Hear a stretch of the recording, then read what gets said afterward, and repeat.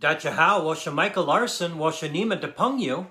Hello, everybody. This is Mike Larson from BBC IML, and this is A Moment with Mike. I am back inside tonight. I wanted to be outside, but it's so windy outside. I think even my hair would have moved outside. But at any rate, I hope everybody is great today. I've had a super fantastic day. The weather's been great. We had some significant storms the last couple of nights and did a lot of damage around the area. I posted a couple of videos on Facebook with the lightning from the one last night. But I was doing a lot of thinking today, and I was thinking about what drives us and what gets us to everything in life that happens starts with a challenge. Everything you go through in life starts with a challenge. And you can always tell how big your result is going to be by how big the challenge is going into it. And a lot of times, I think people shy away from those challenges. And there might be people on here tonight. I see Wendy's on and Chad's on. I appreciate that. But there might be people on here tonight that might have heard this story before. But last time I was at John Maxwell, this is a story worth telling again. And I hope I get the whole story right. But there was this gal that was from, I think, down in the Bahamas, maybe the Dominican Republic. It doesn't matter, but the story was remarkable. But she grew up in her life not from a very good position. And we think about the challenges we get into in life. And what do we focus on? Do we focus on how bad it is? Or are we going to focus on the solution? But this gal, she grew up in a home that was very poor, and a mother that had 3 jobs to give her child some kind of a living. And then she lost those jobs, and they had this great friend that took them into her home, both the mother and the child, and took over making sure that they had everything they needed. And then that mother went off to find a job. And this gal that the story was about never saw her again.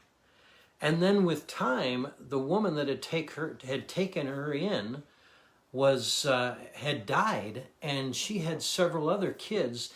And the burden came on her at 13 years old to take care of the rest of those kids. And she did.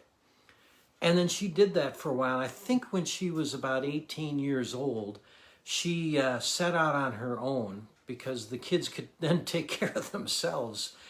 And to think about that kind of life, and to think that I complain about things that are happening in my life sometimes, I think back to this story, and I think, well, geez, I have no reason to complain. But at any rate, to continue on with the story, she went to Europe. And she tried several jobs and tried to make ends meet, and nothing seemed to work out. And then finally she got this job as a flight attendant, and she started to make things work. And that went for a while, and I think she had decided to move back to her own home country again. And she started taking care of kids, and she actually started kind of an orphanage. But money was always tight, and she couldn't really support that orphanage the way she wanted to.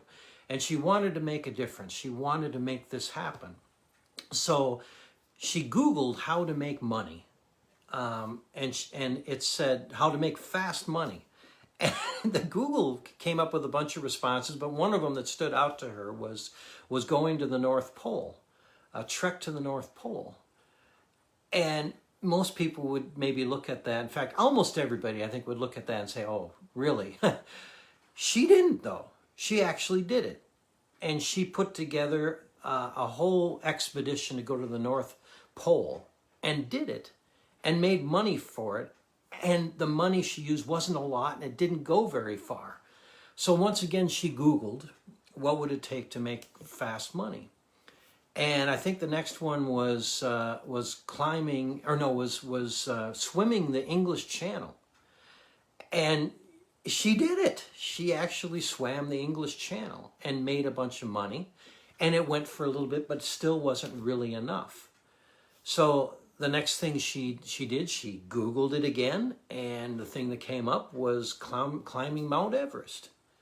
She went and climbed Mount Everest, and that actually, I think, brought her some better money at that point that she could invest in this orphanage. And she kept doing this over and over again, and then she started to get noticed, and people started to donate to her. And she managed to put enough together now where it actually supports, I can't remember the actual number, but it was a huge number of children. It was like 5,000 or something like that. But the things she went through in life to make that happen were just remarkable. It was a story that really touched me. I remember at the John Maxwell program, when she told this story, everybody, I mean everybody in that room, there was 3,000 of them, went up front and gave money. And I think I gave her like $100, and I think everybody did, and I'm sure there was some that were much more than that. And I think after the fact, it was like $150,000 that was donated that day from that story. And the persistence of this woman and the fact that what she would go through to make her dream happen, I think to that now when I'm thinking about the things that I want to accomplish in life. And to think that a little thing compared to what she went through would even consider stopping me is what I think back to and what I make drive myself. See, we all get challenges in life. Life is full of challenges. The difference for people who succeed and who make a difference in this world are the ones that rise to the challenge and don't let it push them back. And that story, I think about it frequently when I need to get that little extra push in my life. Because where focus goes, energy flows. If I'm going to focus on what's wrong with the situation, it's always going to be wrong. It'll never change for me. If that's what I focus on is what's wrong. But when I focus on the solution, then the solution thoughts come to me. And this goes once again back to the brain where you're either in acquisition mode or you're in survival mode. If you're in acquisition mode, your positive mind is going. And your subconscious is in full gear and thinking about solutions. And then all you have to do is act on those solutions. But then there's the 5-second rule. You have to act in 5 seconds. If you don't act in 5 seconds, your conscious mind takes over and thinks of all the reasons why it might not work, and then you don't do it. That's why you have to act immediately on these. So that's incredibly important. But the challenges will always come. And I have learned that in life, I actually like the huge challenges because the reward on the other side of it is big. It's balance. Everything in the universe is balanced in that way. And we can't shy away from those challenges. Just think of your life. Think of some of the biggest challenges in your life that came up. And think of how bad it seemed at that moment when that challenge was there. And did it go away? I'm sure it did. I think of many challenges in my life that seemed just terrible at the time. And as long as I focused on how terrible it was terrible, and it stayed terrible, and it kept being terrible, as long as I focused on how terrible it was.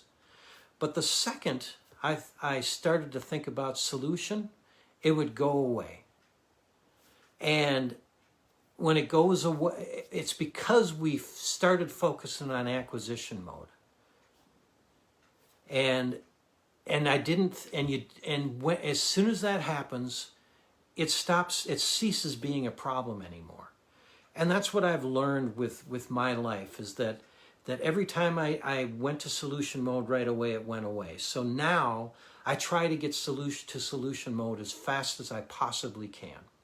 And I know when it's not going away, when I'm not finding that solution, that I haven't focused hard enough on what a solution should be.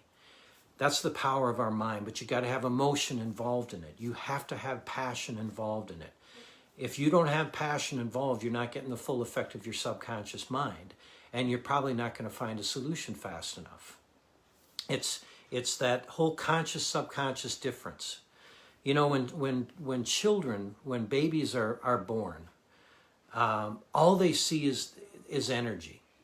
And if you ever noticed, a baby doesn't react until you're about 18 inches from them, because they can't focus on you. All they see is energy. They learn to turn that energy into vision. What we see in life is what our brain will accept as the vision of energy that our subconscious mind is seeing. Our conscious mind only focuses on a little spot. If you look at a stop sign, you cannot focus on the S and the P at the same time. When you focus on the S, the P blurs out. When you focus on the P, the S blurs out. That's how limited our conscious mind is on focusing. But our subconscious mind can still see all that energy. We don't perceive it as energy anymore because our brain has learned to turn it into shapes and colors and sizes so we can accept it. But your subconscious mind notices everything. As long as you're not emotion about something, you won't pay attention to what the subconscious is doing. Your subconscious won't focus on anything. It won't bring solution to you. But as soon as you have emotion, you engage the subconscious mind, and as long as it's positive emotion, it's going to look for the positive energy. If it's negative emotion, it's going to look for the negative energy. But we can control all that if we learn how to do that. And if we stop focusing on what the problem is, learn from it, understand it is a problem, but learn from it and move to finding solution right away and bring emotion into it. And it's easier to figure out then. That's what she was good at. That's what that woman was good at. She didn't focus on the problem. She focused on the solution.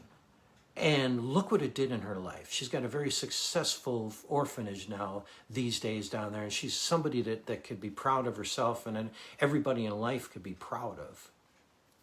But that was what I was thinking today. I had a conversation with somebody on Facebook earlier, and I hate to mention a name because I haven't asked her about this, but she grew up in a world where there was war. And she had to learn that the challenge that was there, no matter how bad it was what she had to use to drive herself. And she uses that to this day. It was a remarkable conversation with her. And if she gives me the opportunity, I will tell you about that story. But it made me think about that story from John Maxwell about 1.5 years ago. But that was my take for today. And it keeps driving me constantly. So I see there's a lot of people on here today. Wendy and Chad and Mark, I appreciate you being on. Gertie, thank you for coming on. Thomas, Derek, and Gina, I really appreciate it. I hope you like what I've got to offer every day. If you like it, keep coming back. I'll do this every day.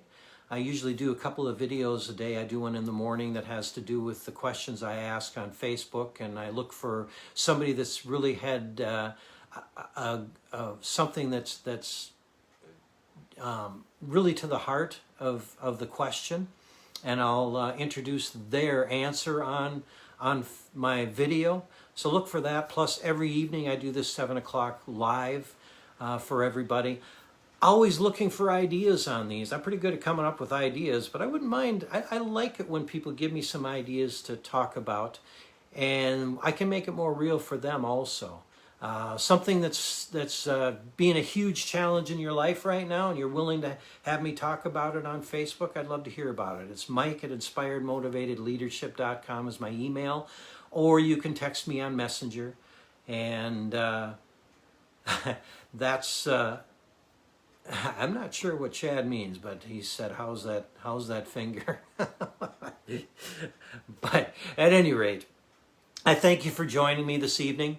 Have a super fantastic evening, and I hope this finds you well, and we will talk soon.